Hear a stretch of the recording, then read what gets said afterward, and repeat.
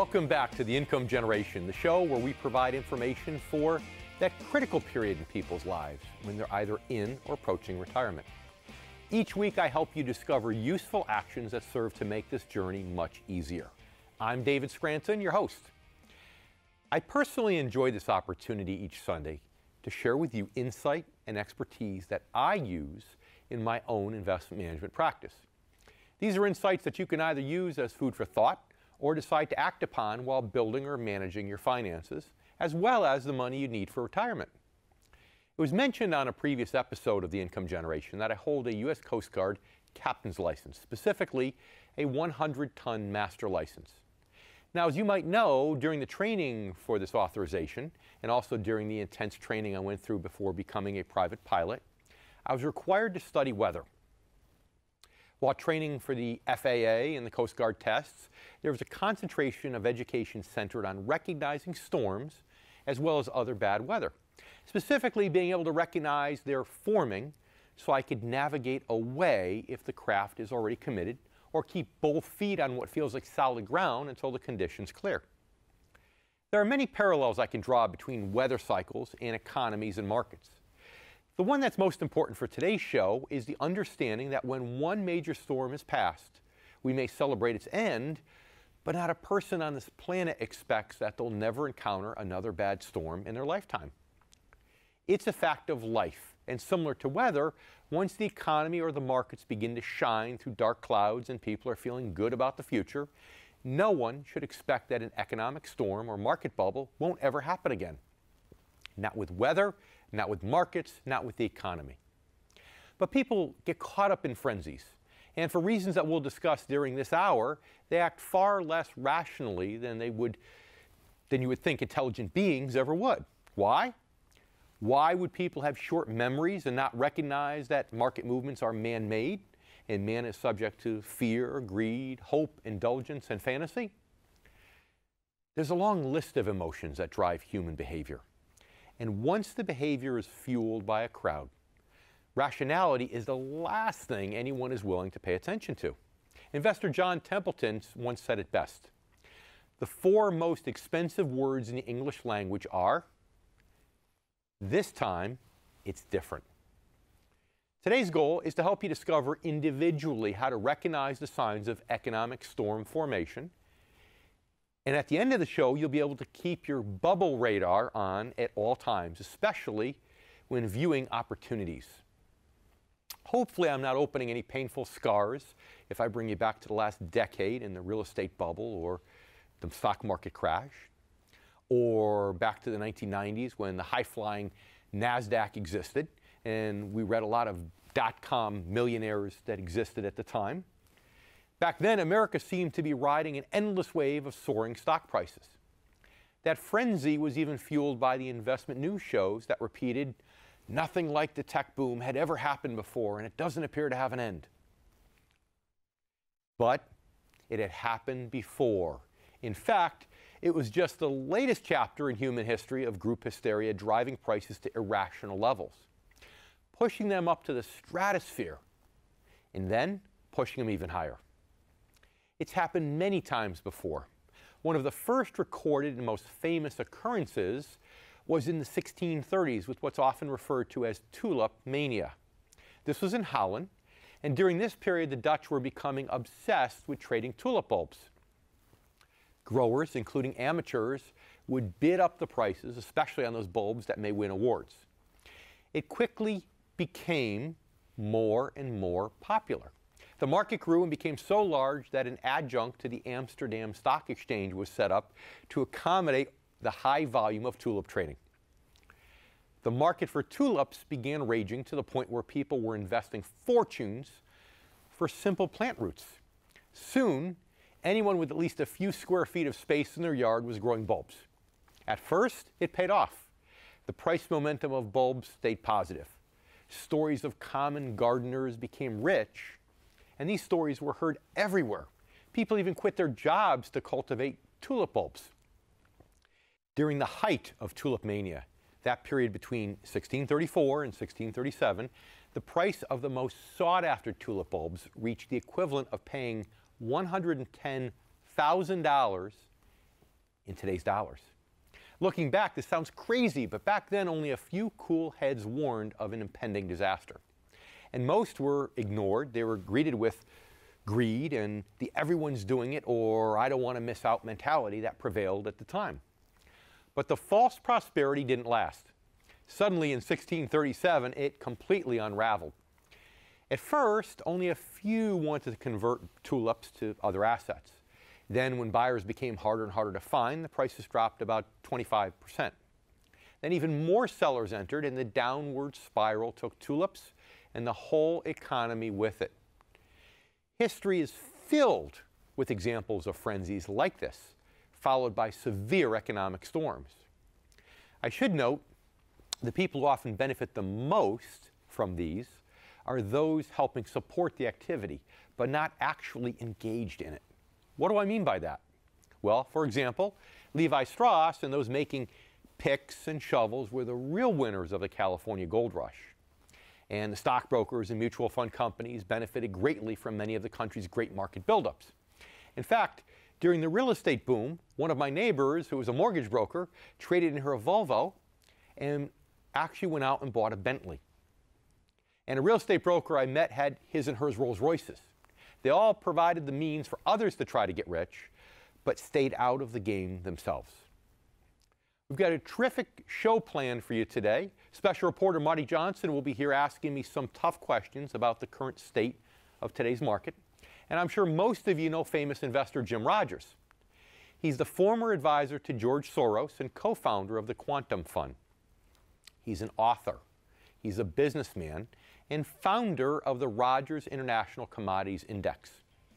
This brilliant investor with deep insight is going to join us to tell you about the fear and greed economies are facing worldwide and about problems right here in our own backyard. You don't want to miss Jim, so stay tuned now for this week's Market Breakdown.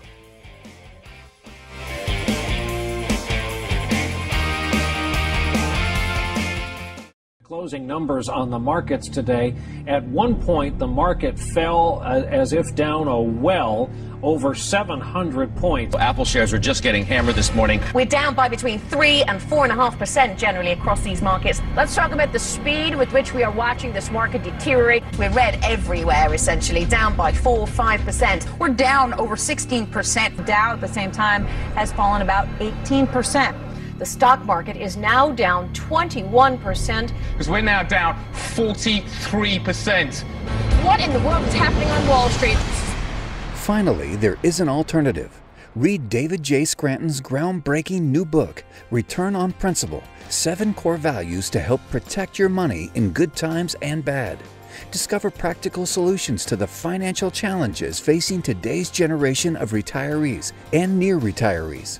Learn the truth about Wall Street, the financial media, and the secrets they try to hide from everyday investors. This isn't just another book about investing. Working Americans who have lived through 2 major stock market crashes and the worst financial crisis since the Great Depression in the past 16 years don't need another book about investing. David Scranton's approach to financial planning is a holistic system designed for maximum protection, strategic growth, and reliable income regardless of market conditions. Stop planning for retirement with your fingers crossed. Plan with confidence, knowledge, and peace of mind. Read Return on Principle, 7 Core Values to Help Protect Your Money in Good Times and Bad. Available now.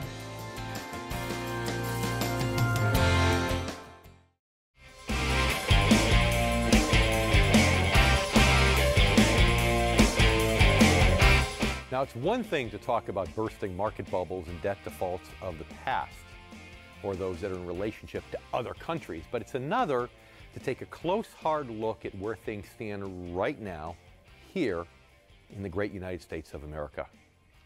It's also important, though, because so often the old adage is true: numbers don't lie.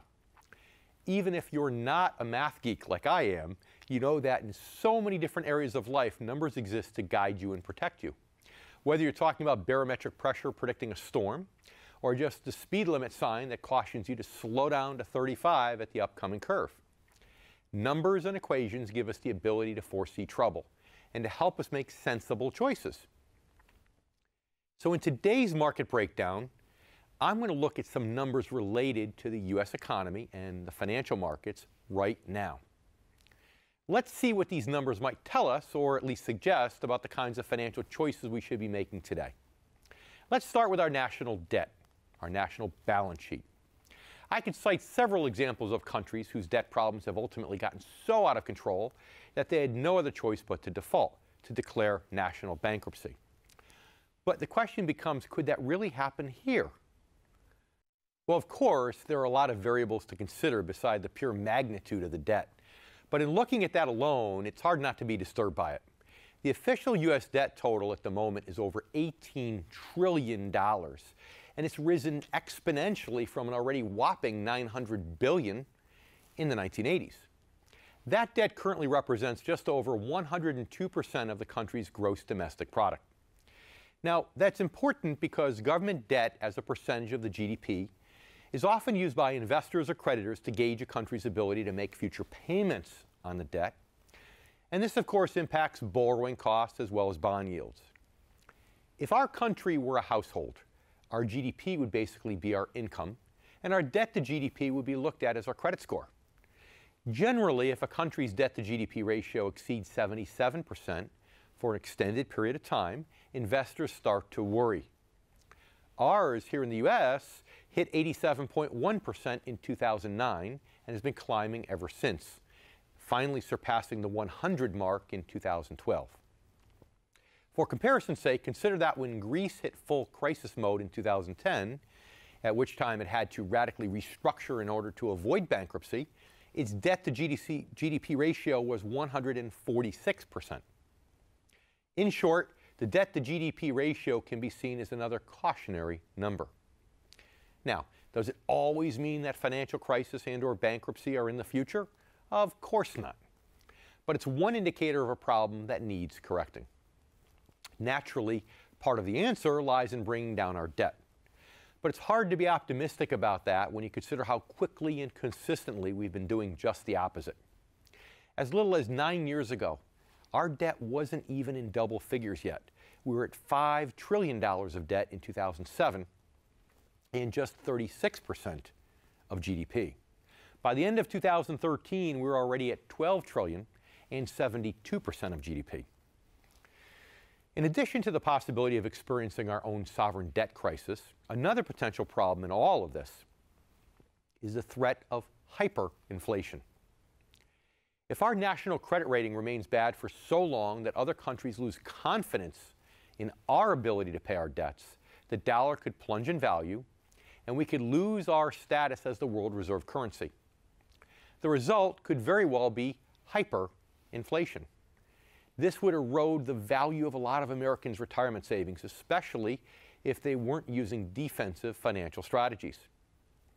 And it's also worth pointing out that the national credit rating was actually officially downgraded by one of the 3 major credit rating agencies 5 years ago.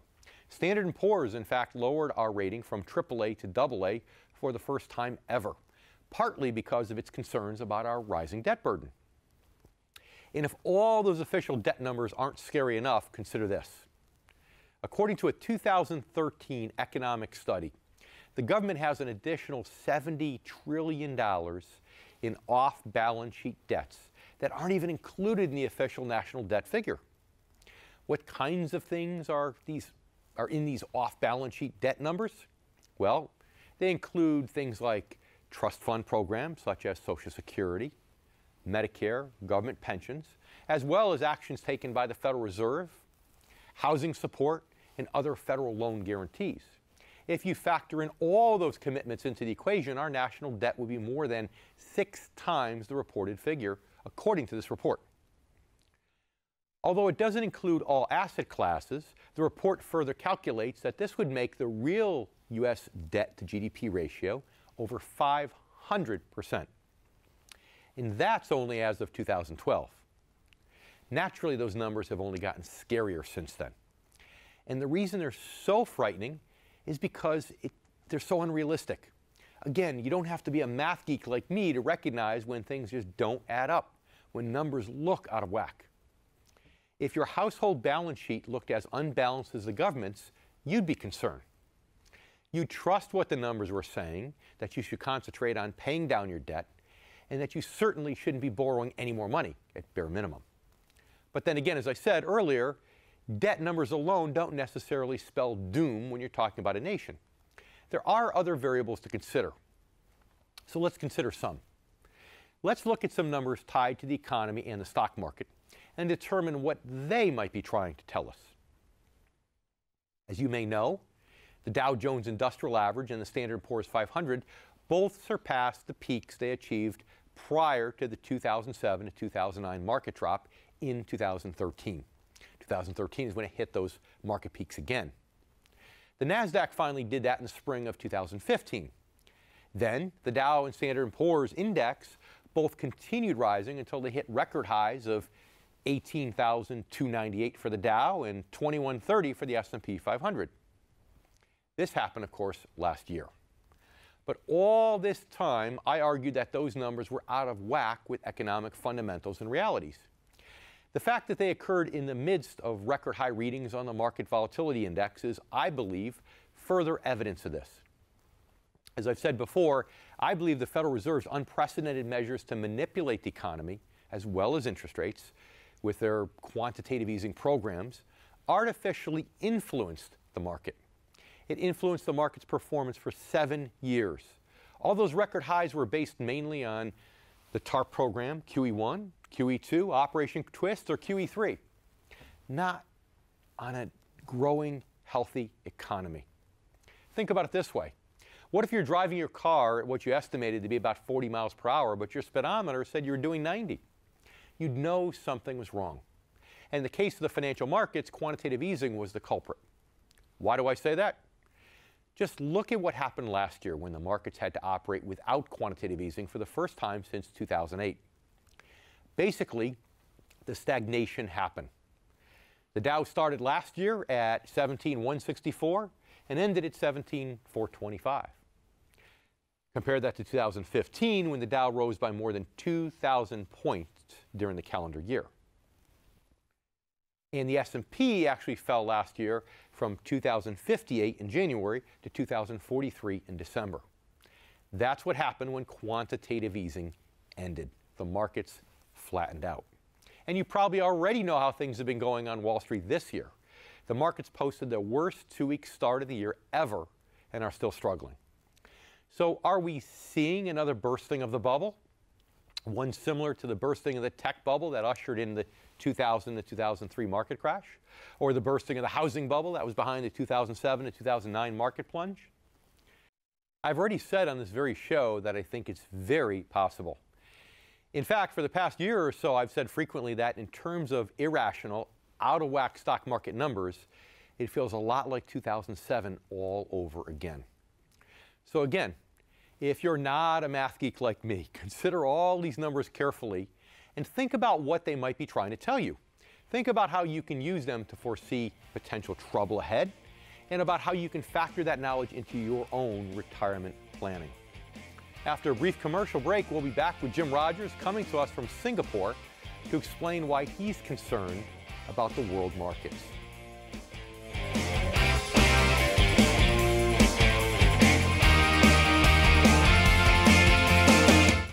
If you're not using someone who's well-trained in fixed income and you're born before 1966, it may just be time for you to break up with that advisor and move on. I would suggest someone who will care for you through these important years of your life. If you need help finding someone, call or write us. I'd also like to remind you of the special report entitled The Income Generation. This is available free to you, our loyal viewers, online. If you haven't downloaded your report, pick it up after the show.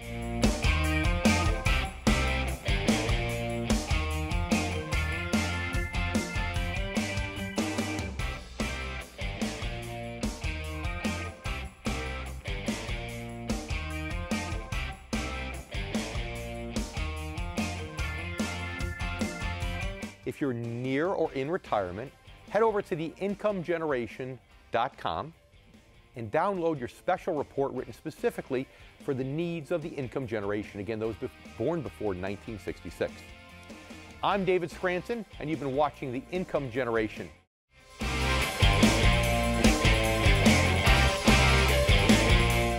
Welcome back to The Income Generation. I'm David Scranton. Today's host is being piped in from Singapore. He actually co-founded the Quantum Fund with George Soros. He is a lifelong investor, entrepreneur, author, and all-around cool cat. This particular individual actually rode his motorcycle through more than 100 different countries. If you don't know quite yet who I'm talking about, it's the quintessential bull in China, Jim Rogers. Jim, welcome to the show. I'm delighted to be here, David. You know, I introduced you as the quintessential bull in China. I know for many years, up until recently, you've been lukewarm at best on the United States, investing in the United States, I mean, and, you know, very hot on China. But your recent blogs seem to indicate something a little different. Talk to me about that, please. David, over the last year or so, many countries in the world are having problems. Japan, for instance, is in recession. Many countries in Europe, as you well know, are having problems. Well, China trades all over the world, and if their customers are in trouble, they're starting to slow down. Unfortunately, this is starting in the West, not in China, but it's affecting China.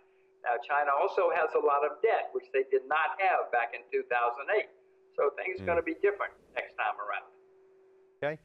You know, you hear about, a lot of people say there's a huge bubble going on in China right now. You hear the stories of cities filled with empty buildings that are as large as Manhattan. Do you think that there's potential there for that to be a pretty significant bubble? Or do you think maybe just a pullback in the Chinese markets? There's some bubble, there are bubbles in some property in China, especially in the coastal cities. There's no question about that. But the nation as a whole, no. The nation as a whole, there are many parts of the Chinese economy that are extremely sound right now. You know, China has huge international reserves. The United States is the largest debtor nation in the history of the world, David. I'd rather be with the largest creditor nation than the largest debtor nation in world history. But I want to emphasize again, you're going to see some of those property people go bankrupt. It'll be good for China and good for the world if they let it happen. Sure. A bit of debt cleansing has to happen in every economy at various times. You and I both know that. So, okay, we've spoken about the economy, but how about the stock market? You know, the stock market isn't as efficient there as it is here in the United States. Do you have bigger concerns about the stock market perhaps being in bubble territory? Oh, no, the stock market is certainly not in bubble territory. Stock market is cheaper on a price-earnings ratio, for instance, than the U.S. stock market. The Chinese stock market in 2015 far outperformed the American stock market, which was down in 2015. Stocks are up, and they're going down this year, as they're going down all over the world. But no, they certainly weren't. Stock market was not in a bubble. Maybe some stocks. There are always some stocks everywhere that get into a bubble. But no, the market as a whole was not in a bubble. That does not mean it cannot go down, David. Of course, if the world goes into recession, everybody's going to suffer. So how about the concern some people have about manipulation? You know, there's the Chinese stock market takes a major drop, and then the government steps in and starts to buy back shares. It seems like a lot of times there's a lot of people inside China that are starting to sell, that are driving that down. There's discussions about, you know, people potentially getting arrested for selling in mass in China. Talk to me about that in terms of the level of manipulation that happens by the, you know, really in the Chinese market by the government and so on, and how that, in your mind, affects the markets. First of all, if you're talking about manipulation, the Federal Reserve in Washington, D.C. has done more manipulation in the last few years than any government in the world. They've spent trillions of dollars manipulating interest rates and the markets. Now, yes, China has entered its stock market. The Chinese government entered its stock market last year. I find that I would not do that if I were China. I have learned over the years that any time there's artificial interference with the market, it leads to unstable conditions later. China, in my view, they should let the market hit its bottom. The best bottoms are the ones where they collapse, find their own rock-solid bottom, and then start over. So in that sense, in my view, China made a mistake.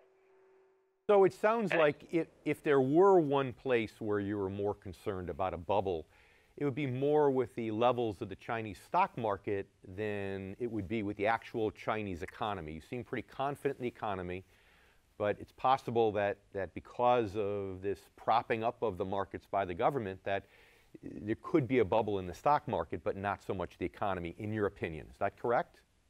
Well, the stock market may well go down, but David, I want to repeat, I have sold short the United States stock market. Right. That's where there's a bubble. If you look at companies like Amazon and Netflix, I mean, these stocks those are real bubbles. And the U.S. stock market was down last year, but it would have been down a lot more if you hadn't had, 5, 10 stocks that just never went down. There's your bubble if you're looking for a bubble. Chinese property in some sectors is a bubble. American technology stocks, that's a real bubble, and that's where I have sold short. Well, let's talk about the U.S. then for a while, because I know our viewers see and hear me week in and week out talking about my concerns about a stock market bubble here in the United States. Tell me more about your thoughts as to why there's a stock market bubble here and what investors can expect if they're investing almost exclusively in the U.S. First of all, the American stock market as a whole, on the averages, is over 20 times earnings. Now that's high. That's historically high. The Chinese stock market is only around 12 times earnings on an average basis. So the American stock market is much more expensive. The American stock market is at near all-time highs, as you know, David. Sure. The Chinese stock market is 50% below its all-time high.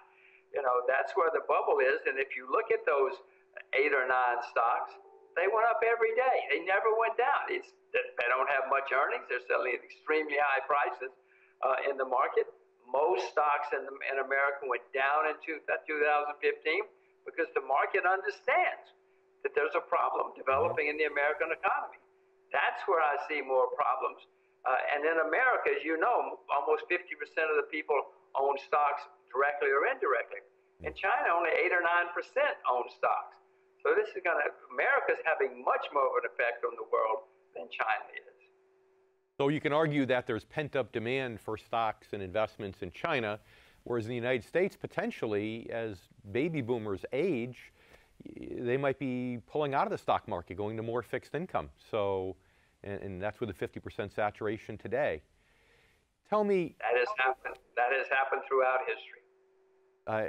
Exactly. Now, okay, how long have you been short on the U.S. stock market?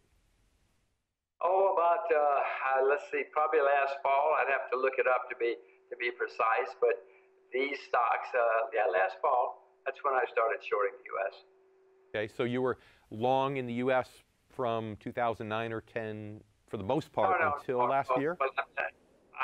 I cannot figure out the exact dates. And by the way, when I said short the U.S., I'm also short junk bonds in the United States. Low-grade bonds in the U.S. And I started shorting junk bonds maybe a year ago.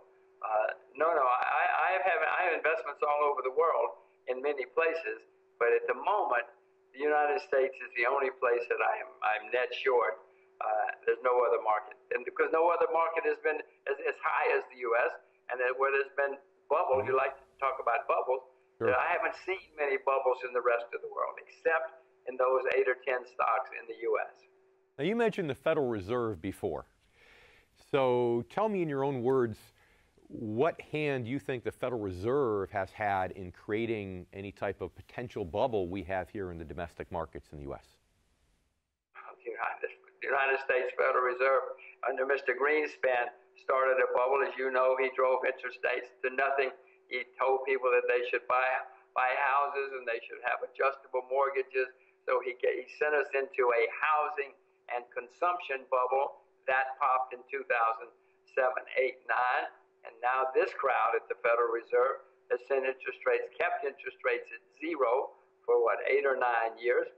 That is not normal, David. That's not the way the world works. Never in history have interest rates been so low. So that's where the bubble is. It's created by the Federal Reserve in the United States, and that's why U.S. stocks are at all-time highs. And our viewers, by the way, consist of what we call the income generation, which is people over 50, primarily the baby boomers who are starting to make that transition from investing from growth to income. So we're constantly watching interest rates. I'm personally skeptical about Janet Yellen's ability to raise interest rates to the extent that she's saying she would like over the next year or two. Tell me what your thoughts are about that. Well, what's going to happen, David, is somewhere along the line, the markets are going to really react. Let's say they go down 13%, 18%, you pick the number. They're going to be down. People are going to be calling Washington, begging, screaming, talking about the end of Western civilization. Mrs. Yellen and the people at the Federal Reserve, they're not very smart people. That's why they work for the government. I mean, they're going to panic. They're academics and bureaucrats. They're going to panic and come riding to the rescue. They'll print more money, lower interest rates, take interest rates to negative, whatever they have to do, because they don't know what they're doing. They don't know that you need to have corrections in the market periodically.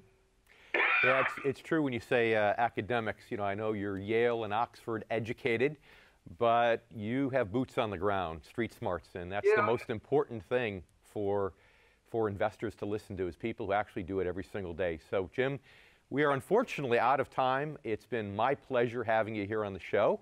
I really appreciate everything you've said, all the wisdom you shared with our viewers, and hopefully like to have the opportunity to have you back someday. I hope so. You didn't have to mention Yale and Oxford, but yes, I did go to those schools. That's how I know. They don't know what they're doing. I love it. That's great. So I don't have to feel bad about the fact that I couldn't get financial aid and couldn't afford to go to Yale. So thank you for that. All right. Thanks so much. Thank you, David. All right. Well, stay tuned. We're to come back, and Marty's going to have her report. We'll be right back.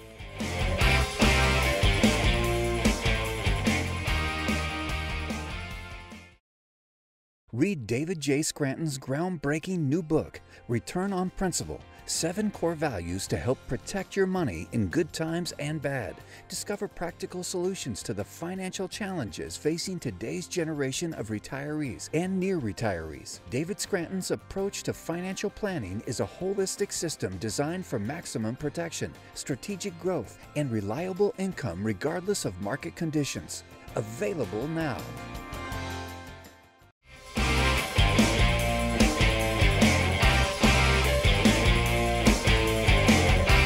Thanks, David. You quoted some pretty disturbing figures in today's market breakdown, but you also made the point that while the numbers don't lie, they don't always tell the full story either. Now, Dave and I were talking earlier about bubbles and bubble markets and what causes them to burst, and Dave is of two minds on this, two schools of thought. That's right. One might say I'm a little bit schizophrenic on this particular issue. One might, but that would not be this one. And why these cycles repeat themselves in the stock market, especially over and over and over again. I like to divide them into two hemispheres, if you will, my left brain rationale and my right brain rationale. Which would you like to hear first? The left brain rationale. Okay, left brain. So for our engineers, our actuaries, and our accountants watching the show, this is for you, okay? The left brain rationale has to do with a ratio called a price to earnings ratio. See, every stock has a PE ratio. It's simply the price per share divided by the earnings per share. But as it turns out, the market overall has a PE ratio too. And I thought it was obvious in the late 1990s that the bubble was going to burst before the tech bubble actually had burst, and we're going to go into a long-term bear market cycle. How I got to that conclusion was by looking at price to earnings ratios. What I'd learned from my studies of stock market history is that every time PE ratios get over 30, that's usually a sign that the price is too high for stocks relative to the annual earnings or profits. That's a sign the bubble's going to burst, and we're going to go into what typically is a 20-year or so bear market cycle.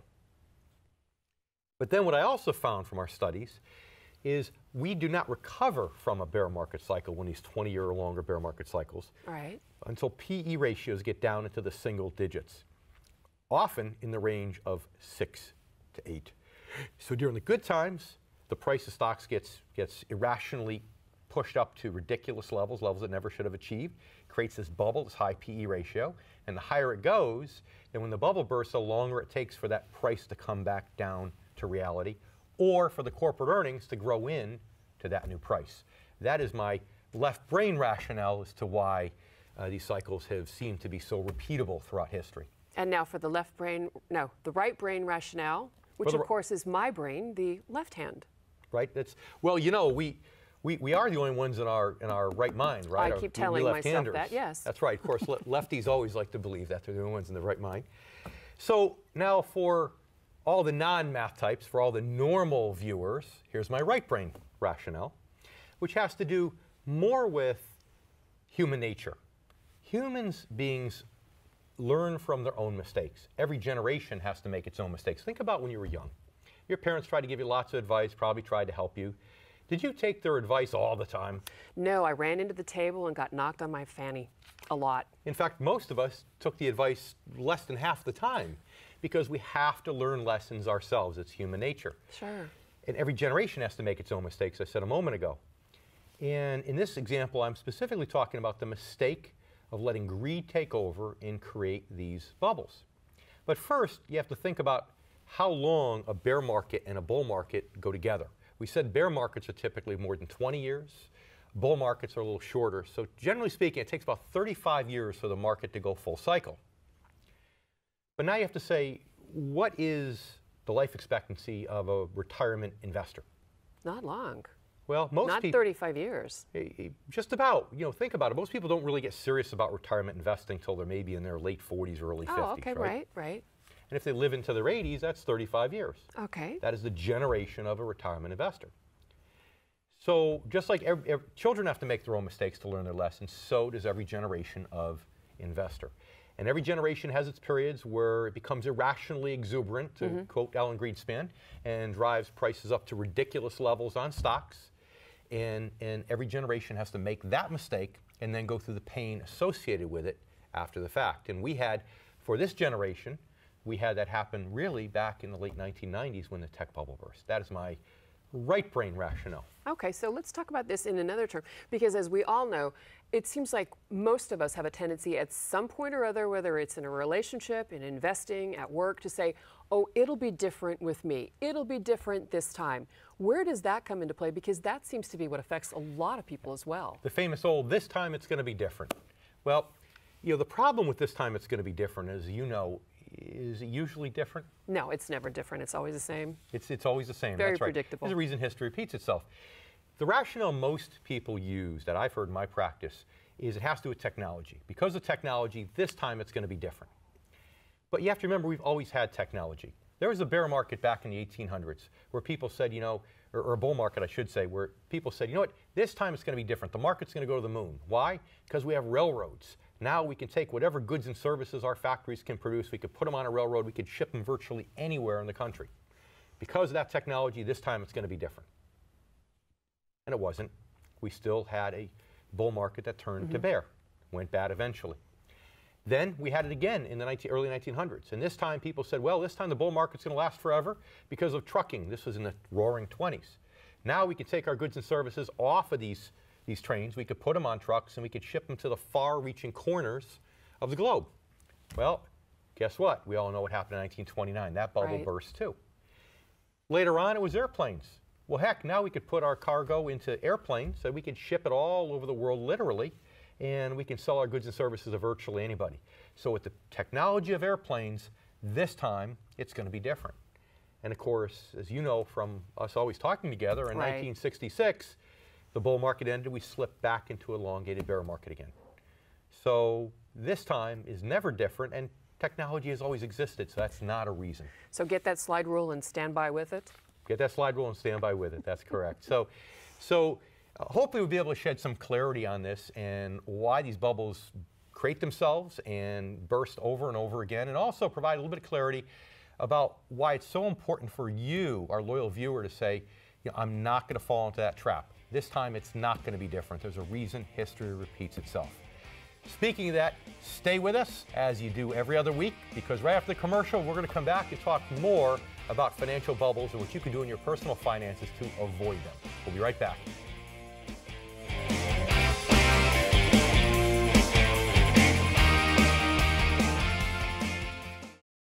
If you're near or in retirement, head over to theincomegeneration.com and download your special report written specifically for the needs of the income generation, again, those born before 1966. I'm David Scranton, and you've been watching The Income Generation.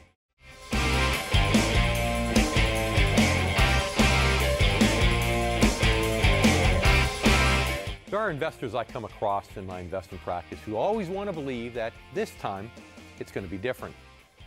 I witnessed this back in the 1990s when stocks seemed to want to rise forever, and in the early 2000s after real estate doubled. A friend in the 1990s said she was making a killing collecting Beanie Babies and urged me to get involved, and there was someone who recently told me Chinese markets can only go up. On the other side of the fence, I meet with fear-based people who are certain that no matter what the asset, nothing changes. You're always going to lose. The most extreme example of this is a client I had whom I'll refer to as Daniel.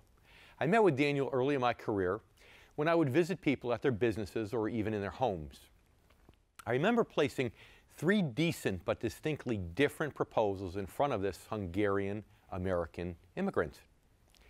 Daniel was a successful businessman, and he reviewed each new proposal. Then he'd ask very pointed questions about inflation and if the value would go up when living costs rose. He had more fear than anyone else I had ever met with before or since. And it was always about inflation. I remember the day that I got to the bottom of his inflation fears. He had pulled from the back of a storage closet an old photo album. Now, these weren't photos in the album, but instead an unfamiliar currency. He explained that his parents had lived through the worst inflation ever recorded. In fact, his dad owned a shop in Hungary and would pay the employees and let them leave to do their own shopping on payday. Why? Because that was while the money still had value. If they waited till the next day, they'd be able to buy fewer goods and services with that same currency. I was curious. I went home that night and I opened up an encyclopedia to discover the true destructive reality of inflation, printing money, and hard economic times, a reality that Daniel had lived through. Before World War I, there were 5 kronen to a dollar. By 1924, the rate was 70,000 kronen to equal 1 US dollar. Some of the currency he had in collection had stickers placed on them by the bank to indicate they changed to a higher denomination. Eventually, they scrapped the kronen and created a new currency without as many zeros. Markets at their core are a result of the collective actions of many people. Economics, after all, is a social science, and markets of all kinds will act as rational as can be expected. This is as rational as can be expected from any large group behavior. When masses are overjoyed, they'll demonstrate irrational exuberance. Think young people rushing the stage at a sold-out rock concert and, in their excitement, accidentally hurting others in their path. Then think if at the same concert, smoke began to fill the room. They'd exhibit little self-control and even unnecessarily trample each other in order to get out. So irrational exuberance and also irrational panic will happen. Expect it. Just as you know that when one patch of stormy weather passes, it won't be the last you'll ever experience. But you still have to make decisions concerning your money. But how do you keep your head when all those about you are losing theirs? How do you recognize the patterns of a bad market condition, that they're brewing, and how do you stay away? How can you sense when a market storm is coming to an end and you should begin to look for opportunity? There are 5 basic principles that will help you determine when to act. First, remember market shift between greed and fear. If you're witnessing extreme greed and the guy on TV is telling you it's a Goldilocks economy and nothing will go wrong, and then you get together with your friends who rarely talk about investments and they start telling you about how great the markets are, well, it might just be time to start taking money out of the market. The other extreme is fear. When the last buyer seems to be wrung out of the markets, that's when great buys may be found. Not until then. Think about the real estate values of the last 10 years, and I'm sure you can remember personal examples of both. Second, define what the purpose of your investments is. I always say that the income generation should be looking for income in retirement, hopefully without touching the initial investment. I've met people born before 1966 who I'm sure have a different purpose from this. But this is for the majority. The others may be gamblers who want to brag about how smart their market calls are and the hot stocks they picked. If this sounds like you, then give us a call. If this is you, it might be wise to consider an investment professional to help you. That voice of reason. Third, always do background checks on investments. In business, we call this due diligence. Or hire an advisor who's doing this for you. Remember, this is your money, your future, and represents the security of your household. Know what you're investing in. Fourth, stay away from the roar of the crowd when making decisions. This can mean leaving your broker's office to think about their suggestions over a cup of coffee, or turning off CNBC when they begin to hype the markets. You can think more rationally away from a feeding frenzy, a panic, or a smiling salesperson for that matter. And fifth, and probably the most important, allow the investment side of your life to be a little boring. Think of it this way. The most exciting thing to experience at a baseball game is a home run. Owning an investment home run is also a great feeling, but swinging for home runs will give you many more strikeouts than you desire. Why? Because it's usually sticking to basics that provides a winning investment experience. I've been hearing from many of our viewers each week. Many of you have questions related to what we've discussed. Others have left messages about experiences that you've had. If you call or contact me through theincomegeneration.com after the show, we should be able to help. I'll let you know now that I can't take you all out on a boat or up an airplane to discuss bad weather or storm formation. There's just not enough room aboard. But if you want to know more about purpose-based investments and portfolio formation, there's still enough room in the day for me or someone from my excellent staff to help. Please don't be intimidated. Your money is far too important for you.